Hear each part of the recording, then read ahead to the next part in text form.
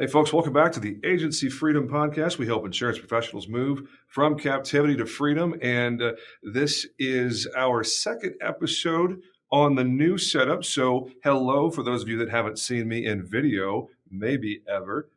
Thank you to squadcast.fm, now part of the Descript family. They're not a sponsor of our podcast yet, but I love the platform and they're making the video capture a whole lot easier than it was on the platform we used to record in. Unfortunately, my guest was left waiting in that other room with the other platform, so glad we could get him over here and get everything ready to go. Scott, how do I say your last name correctly? Is it Knowles? Yeah, Knowles? What yeah. is it? Knowles, I always say, just like Beyonce, my sister, obviously. Okay, yeah, sister from another mister, as they say. There you go, man. Now, our guest for this episode is no stranger to the insurance industry. He's actually a two-time founder or co-founder. I'm not sure if you're founder, or co-founder. Either way, he has been chief executive at two companies that a lot of folks have heard of. Scott, thank you so much for joining us, man. Yeah, absolutely. Thanks for having me on. I appreciate it.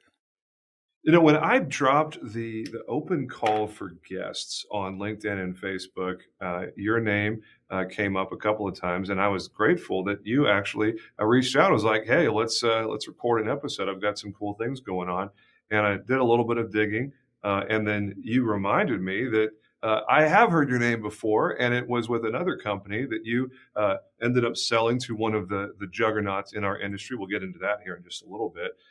But Loss Scan is your current company. Before we do any of the company stuff, I'd love to have a Scott conversation. What's your background before what you've been doing with Loss Scan and before that Mogic? How in the world did you get into the crazy game of insurance and what led you up to this point, man? Just take us through your backstory for a little bit. Yeah, sure. I've been in sales for a very long time. I actually started in sales, working for a food broker, believe it or not, and Hmm. actually represented companies like Gatorade, which was at that time purchased and owned by Quaker Oats and Corn Nuts and all those fun things. I was just talking to my wife about that the other day. As a matter of fact, how I used to have to make cold calls on convenience stores and the people I managed over there, and that was my world into the sales side of me, I guess you can say. But I've always been an entrepreneur. My first business I started, I've actually never told anybody this, but the first business I ever started was a car detailing company, and I was in high school, and so I literally Hmm. was detailing cars and doing that with no aspirations to be in insurance or sales or anything else. I just like clean cars, so. But an opportunity came my way, from one of my good friends, and said, "Hey, I'm working for this insurance company called John Deere Insurance, and they're hiring." Like, I don't know anything about insurance, but sure, I'll go talk to him. And so, I did, and that was my first step into the insurance world, and that was almost 25 years ago when I got hired on by John Deere, and they were acquired by Century, and eventually I parted ways there and went to go into the broker world for a while, and did that, Hmm. and yeah, so eventually made my way into a couple more direct writers, and working for Ally Financial, for instance, and so yeah, I've been out there for quite a long time doing commercial insurance. Man. So you've been on the agent side, you've been on the broker side. What was it about your journey, your experience that made you go, you know what? I think I'll launch an insurtech company. What was the Mogic origin story? Because Mogic was wildly successful. You became such a disruptor that your main competitor bought you out. So that's like a dream success scenario for an insurtech startup. A scratch nobody like you and I getting gobbled up by one of the big boys, with hundreds of millions of dollars in the game. How in the world did Magic ever become a thing? It's funny. I think the best developers and the best development you could ever have is from a personal need, and understanding what that need is, to yourself personally, and how it can help you accelerate, as an individual or as a business person. There's always a daily problem that we run across, when we're doing daily tasks, and my brain is just weird. I'm always looking at things and saying, there's got to be a better way of doing this, and finding a solution to it. So for me, it was interesting. I went from a direct writer over to a commercial insurance broker. And the unique thing about being a direct writer is you have your own product, right?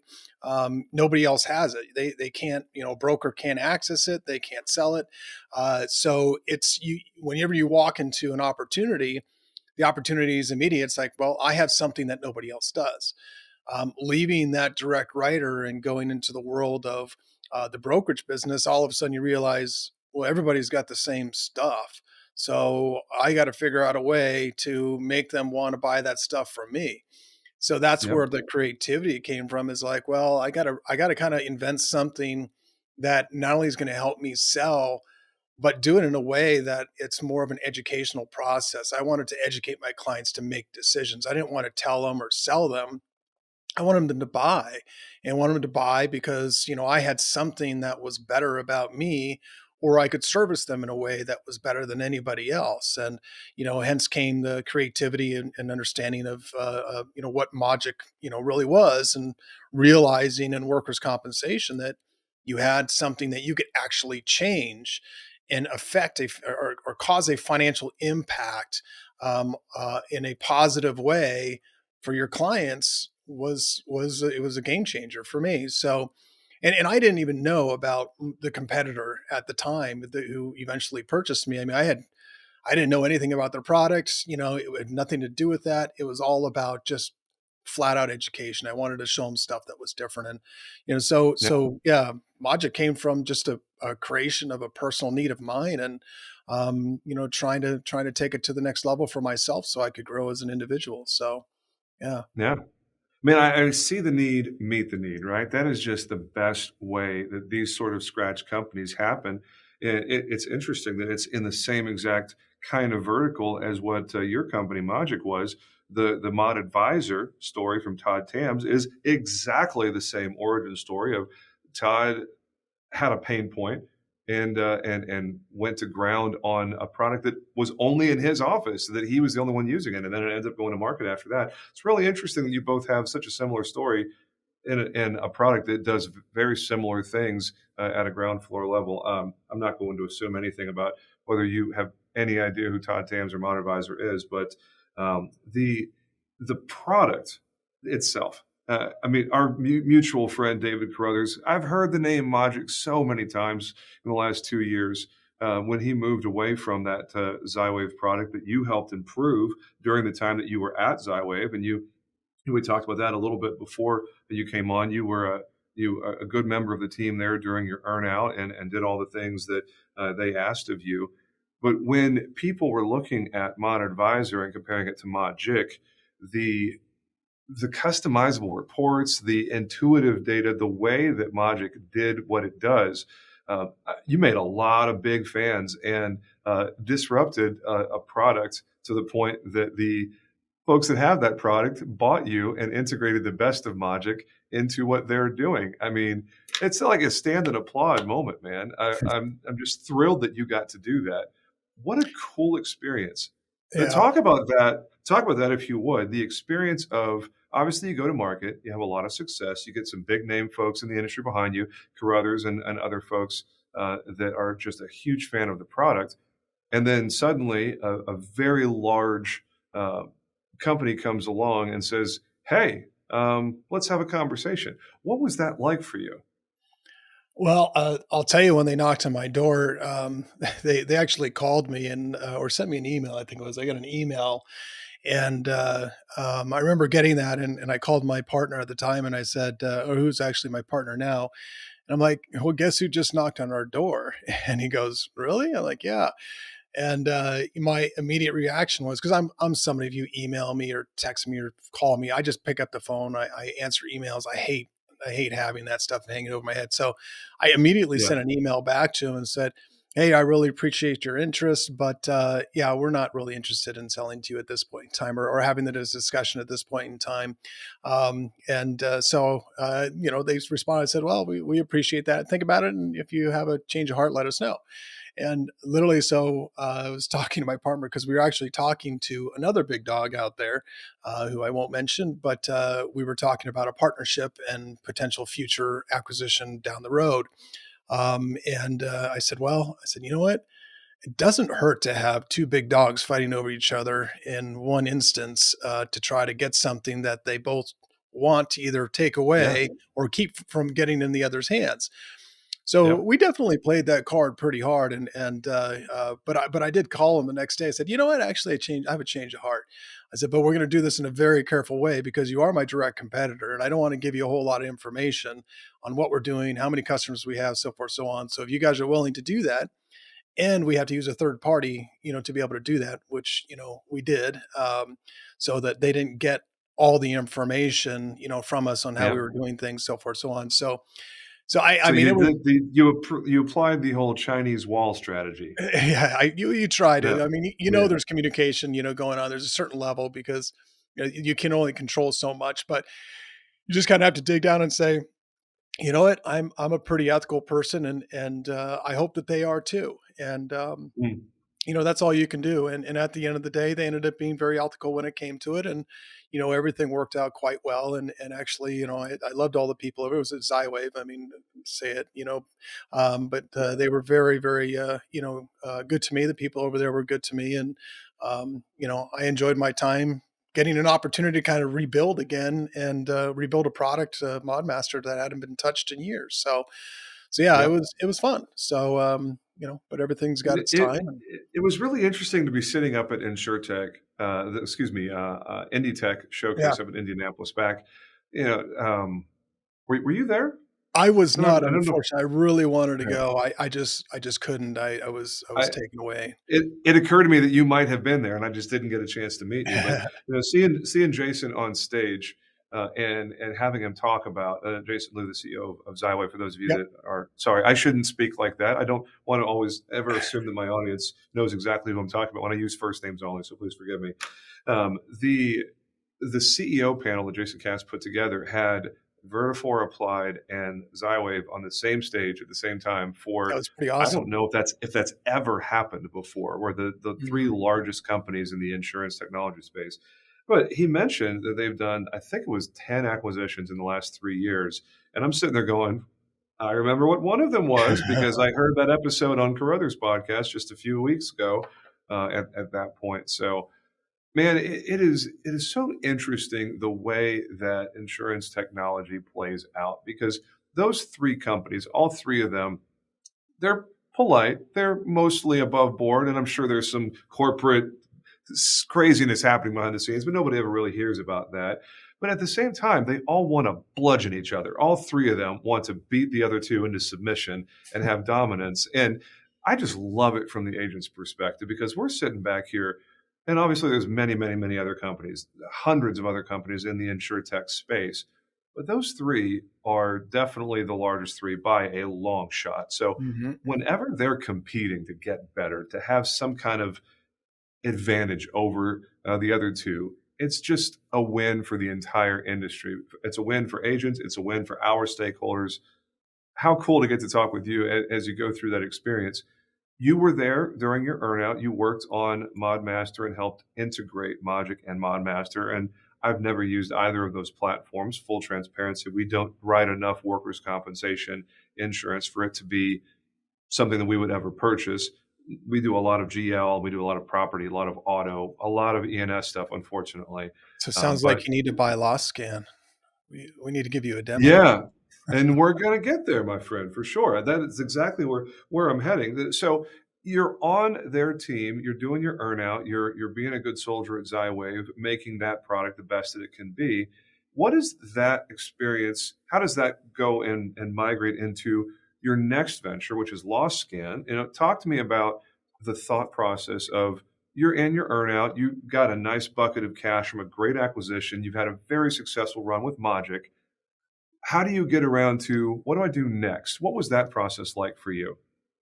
It was exactly that. It was my business partner and I were like, okay, we're done. What's next? And that was pretty much it. I mean, nobody wants to sit on their butt. I mean, I'm not going to do that. I have 5 kids and two little ones. One that's 6, and one that's 8. So I've got college to put them through, and a long life to live. So, I mean, there's a lot of Yeah. things that, I still have to accomplish, but, my brain is just constantly working on, what are the things that we could do. And, loss scan was one of three different things that we were looking at doing. Loss scan was the only one in the insurance industry. The other two were completely, outside of that, which are still pretty Yeah. ideas and I think are super exciting. But we'll get to those maybe down the road sometime.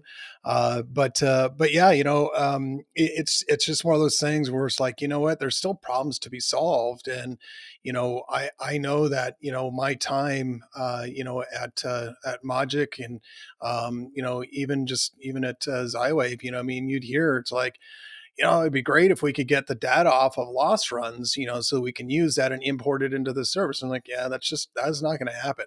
Nobody's doing Mm, that. You can use a third party, who can do that overseas or whatever. But reality is it's so complex and every loss run is so different that getting that data off of there accurately is just not realistic. And so, mm, yeah, we just didn't think that it was possible, but we decided, you know what? Let's see if we can write an algorithm that might actually do this a little bit and go from there. So, mm. I have so many questions about all of that. Before I jump into the loss scan question, I have to ask for those of you that are only listening to this podcast instead of going to our YouTube channel and seeing the video version now, you're missing out on an epic beard. Just before we go over, did you consider a future as a beard model or being the before picture in Just for Men commercials? I appreciate Because that very much. because I mean, boys and girls out there, if you don't go to the YouTube channel and see this epic, beautiful silver beard that Scott has embraced, he ain't coloring that thing. That thing is beautiful. It is silver and it's awesome. I have some beard envy, I have to confess. So, I sorry for those of appreciate you that that. think I'm being ridiculous. Whatever. I haven't seen quite that epic beardness before. So there you Took go. 50 years. 50 years to get it, Yeah, it takes a long time. no kidding. It's awesome. There you go. So you go through the process of finding the new need, finding the next thing, and you and your business partner decide, you know what? Yeah, we're going to do that. That's the next thing. What then? Because it's your second time being co-founders.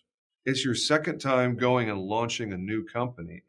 For those of us that have an idea that we haven't yet launched, for those of us out there in listener land, what kind of advice would you give them? What kind of advice did you follow yourself the second time around? He's like, I wish I would have done X the first time, but I'm darn sure going to do it the second time. What's one or two things that went differently with LawScan than Logic?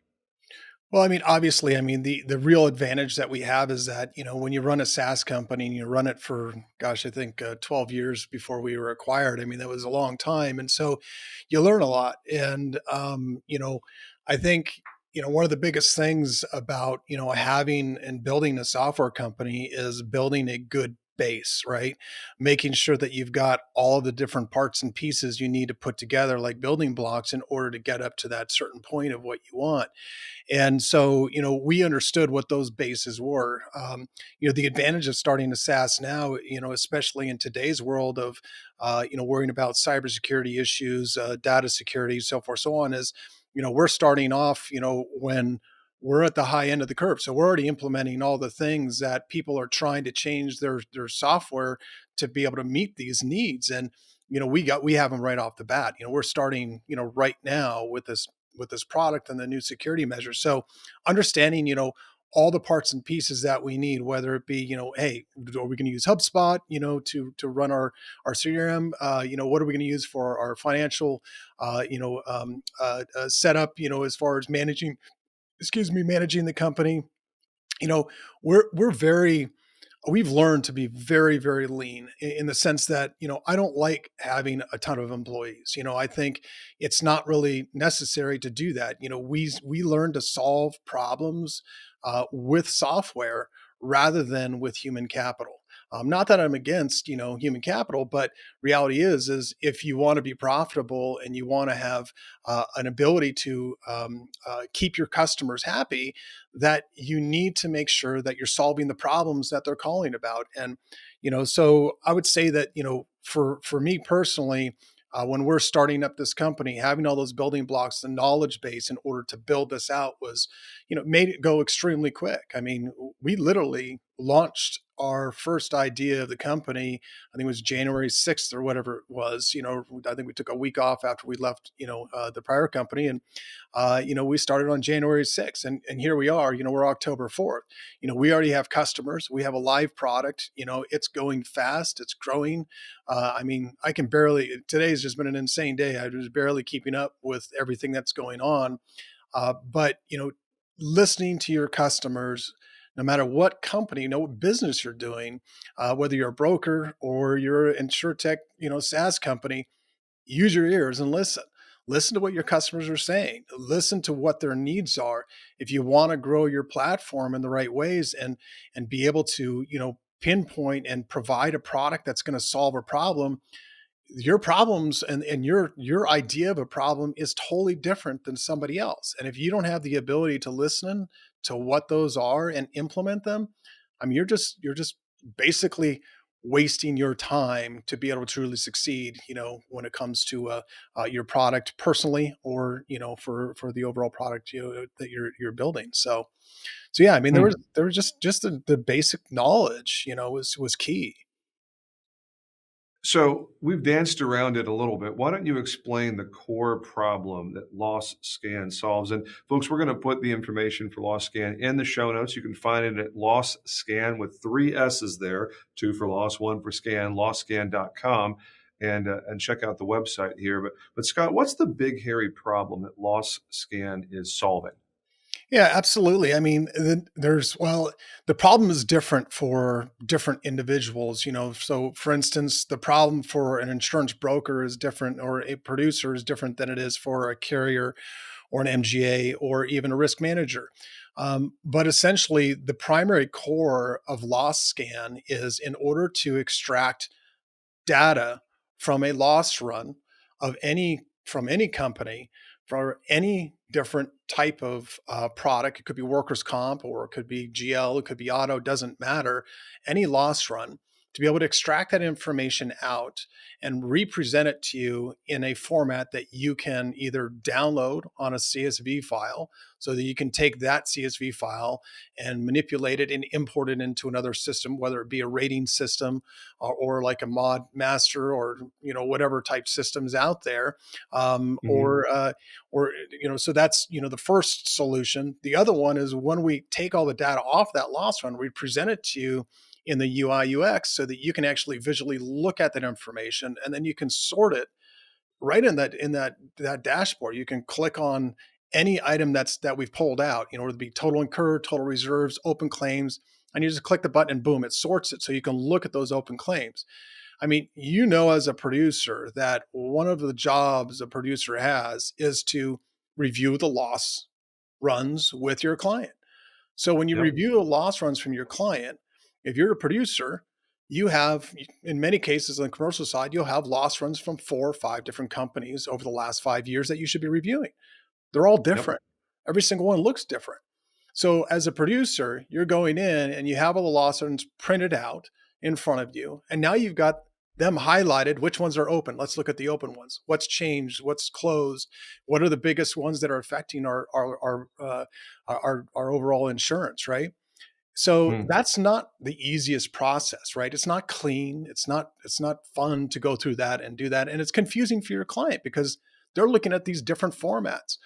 So what we do is we allow you to go in and actually select all those different loss runs from all those different carriers and export them into one PDF document, not just a CSV, but also a PDF document, a new loss run with your logo on it, with your colors, that now you can export with all the open claims first, the ones you want to talk about, the ones with the highest, you can do it again. And now the one with all the largest, reserves that are open, the largest total incurred, whatever it may Hmm. be.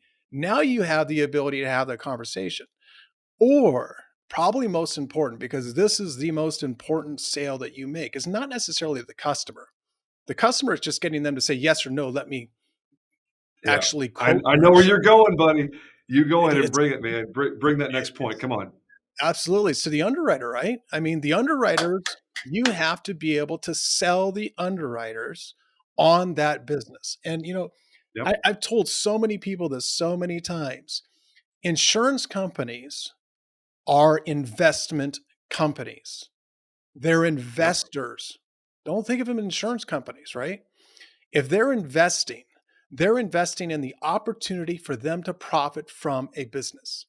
So, just like you as an individual, when you go out and you try to buy a home, right? Buy a car, whatever it may be, you have a credit score, right?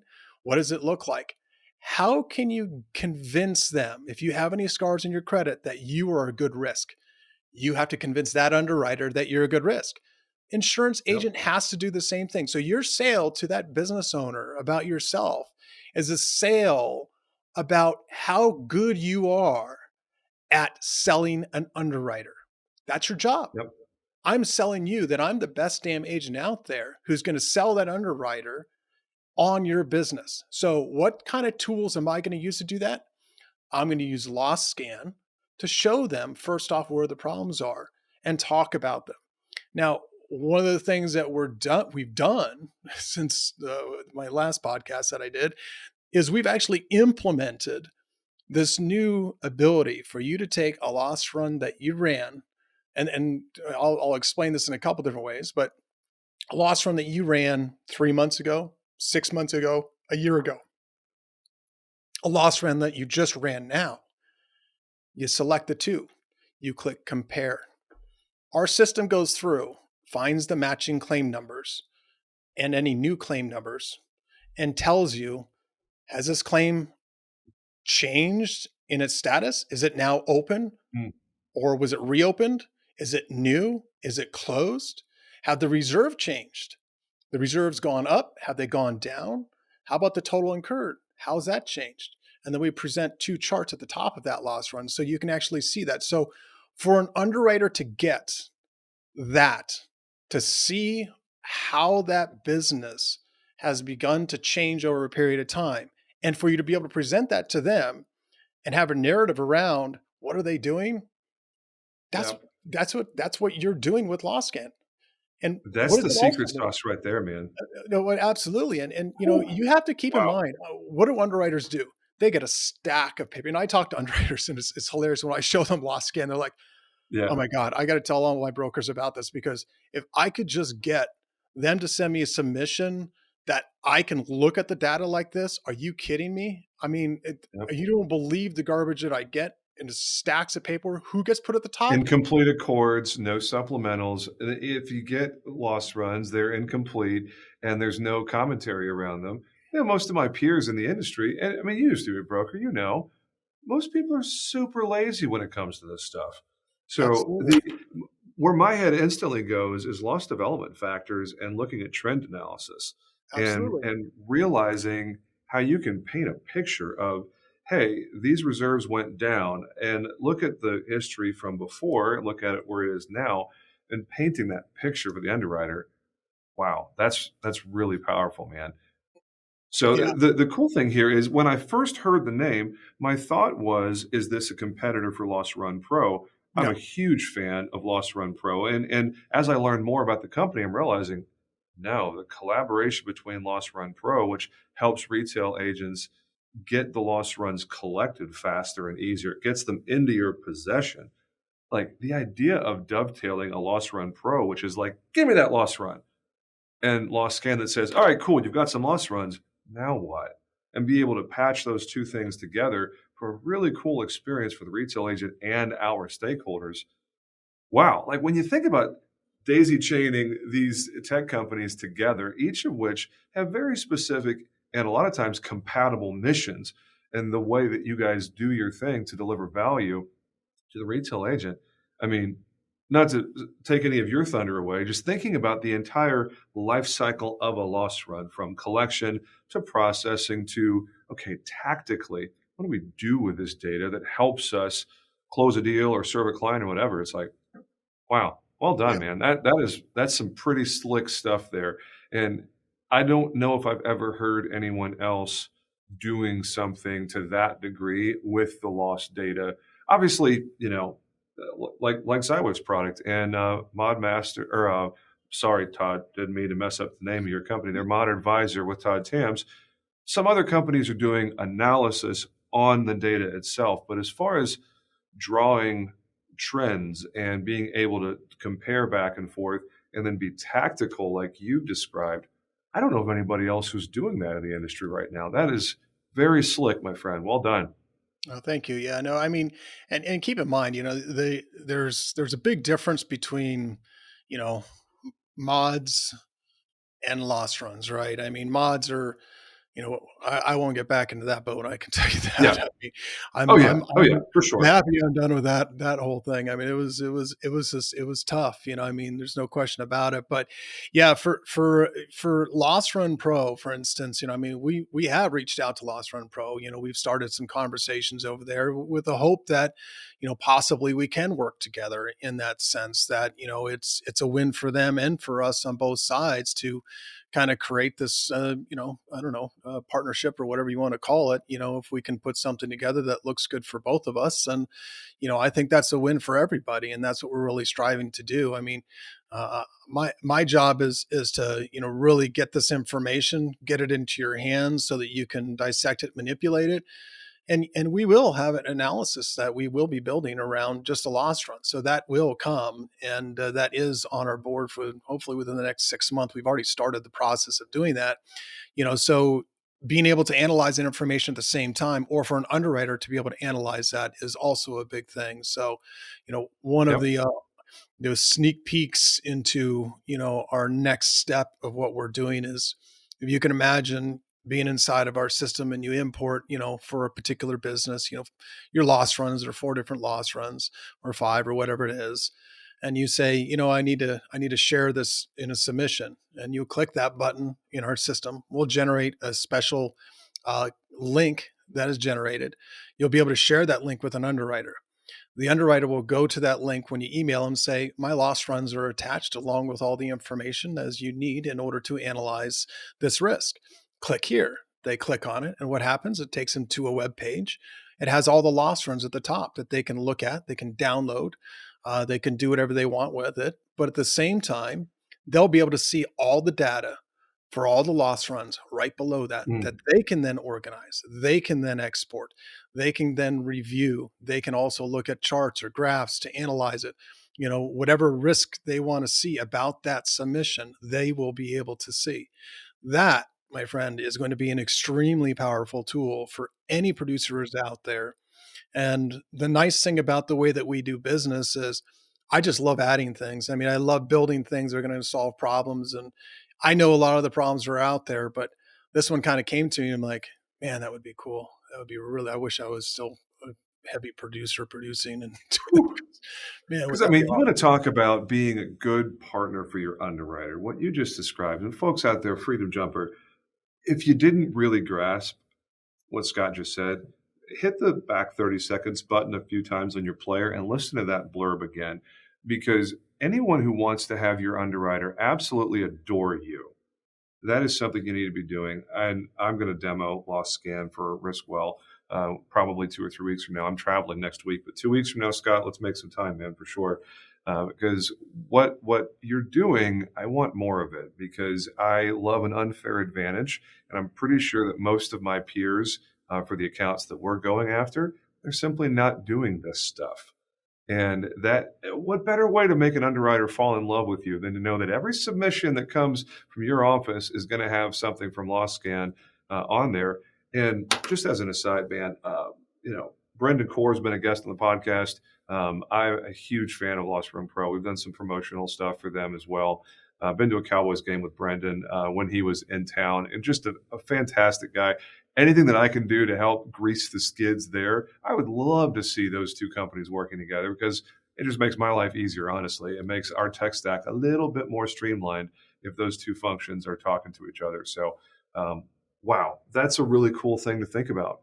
Yeah, and I mean, I think it'd be great. I mean, and of course, I mean, there's some initial conversations taking place, but the more the merrier, and the more push we get, the better. I mean, my thought process is, we would just click a little, put the little button to request loss runs right into our system, so you can literally do it right from us if you have an account with Loss Run Pros, and just Love do it. it that way. I mean, that makes life super easy, and then they just get imported right into our system, and then we extract, and off you go.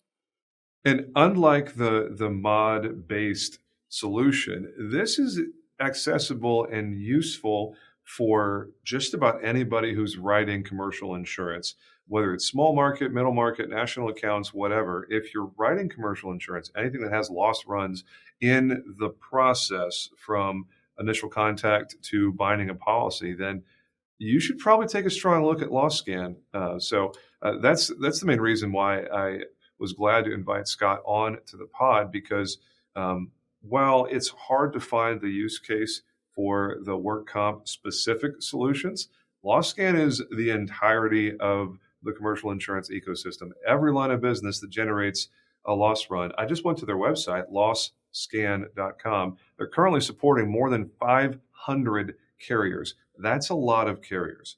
And I imagine that that number only climbs by the month. So we've reached a good point here to land the plane. Scott, I'll just give you the last word, and then we can get our listeners back to their day. Yeah, no, absolutely. Well, I certainly appreciate it. I would say, if you're out there producing on a day to day basis, or you're an underwriter, or whoever you may be, embrace the technology that's out there. Don't close your mind to what type of technology can help you. Don't be afraid to make the investment. I mean, I know with Loss Scan, and even my prior, we always focused on what can we build that will save time, money, and give you accuracy. And so there's a ton of products out there. Use them to your advantage, and most certainly, you come check us out, at Lost Scan, and we'd love to give you a demo and show you around, and talk about how we can help you out. So I appreciate the opportunity to be on. Awesome. Now he is Scott Knowles, like Beyonce, is his sister, of course, and he is the co-founder of Loss Scan. Check him out at lossscan.com. And this has been another episode of the Agency Freedom Podcast. Make it a great day, boys and girls. We'll talk to you again real soon. Y'all take care.